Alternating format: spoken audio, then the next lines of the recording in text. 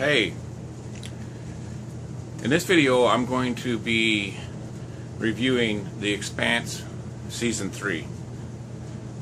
I thought about doing episode by episode, but the way it gets distributed the whole season at once,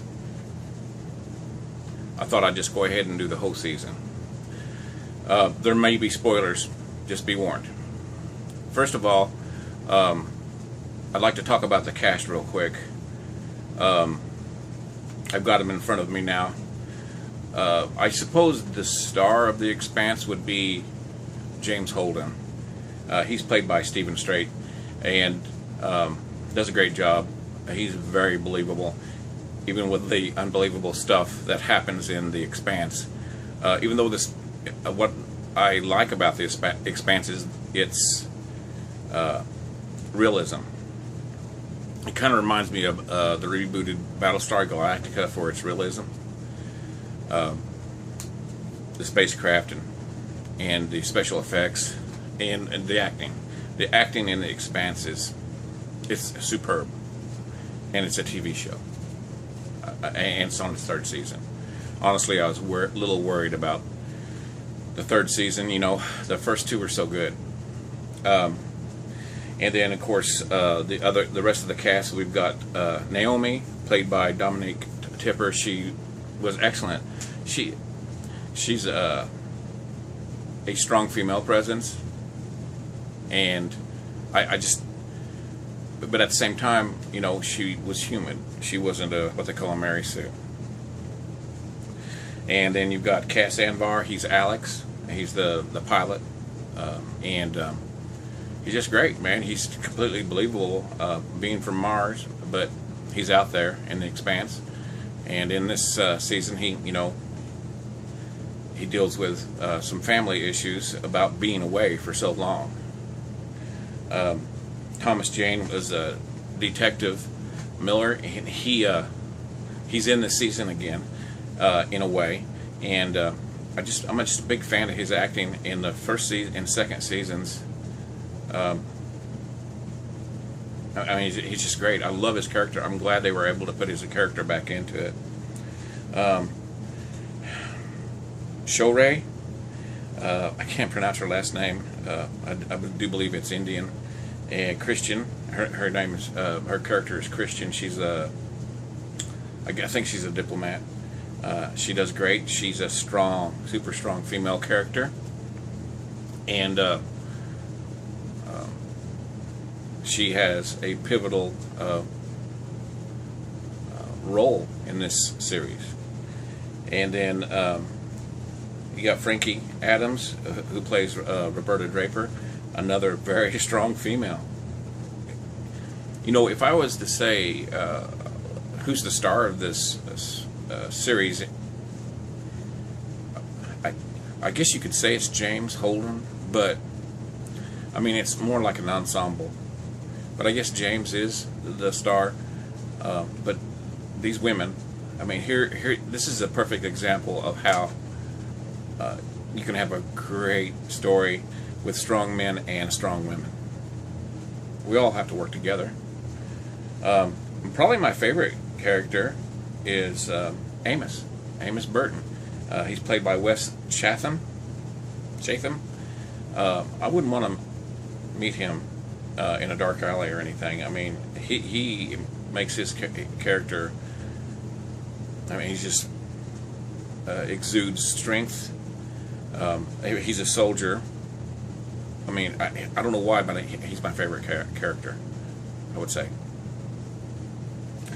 And let's see. Julie Mao's in this season for just a brief bit. It's a flashback, of course. And then Fred Johnson. I mean, you gotta love his voice. And let's see who else. Cara Gee. She plays drummer. Keep your eye on her. She was in the first and second seasons just briefly as Fred Johnson's number one, I suppose. But in this season, she really comes. She's in on it a lot, and she shines. I mean, she's a fantastic actress. Out of this season, she may be my favorite character. I mean, Amos has been my favorite overall, but in this season, I think Drummer's my favorite character, and that actress, she just does a fantastic job. And spoiler, I was worried that she was going to meet her demise, but she doesn't, thankfully. I hope they have more of her.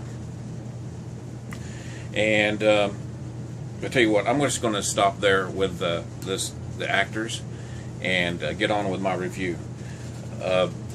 It starts off where second season ended, and it bookends it really nice. It's right there, considering the months probably went by between filming.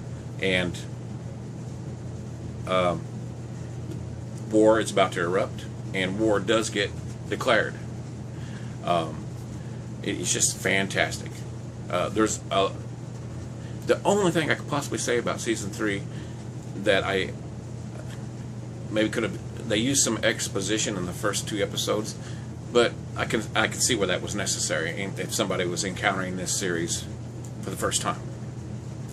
But the war is averted, or well, it's declared, and then it's ended, and it's ended very interestingly by the cooperation of Mars, Earth, and the Belters working together. They ended this threat that they had with the hybrids made out of humans hybridized with the proto-molecule. And we get to see more of that. And then, to my surprise, after the war is over, there's a time jump. And that, I wasn't sure how to feel about that, but you know, it's further in the season and about middle way, so I felt better about that after, you know, I had some faith in it, and after the time jump and it gets into the next story, it was great. I didn't mind the time jump at all. And that has to do with, if you remember, Eros, under the guidance of the proto-molecule, crashes into Venus, and the crater begins to move, and it swells into like a mountainous type of object, and it actually swells into a sphere and separates from the planet and goes off into space. And then this sphere, or ovoid, it has tendrils coming from it, it looks organic, stops somewhere in space, and it starts elongating itself into a ring. And nobody knows what the ring is. And so we have a drama, a human drama that's taking place. I don't want to give too much away. That takes place in and around that ring. Factions end up going inside the ring, and it's not what I thought it would be.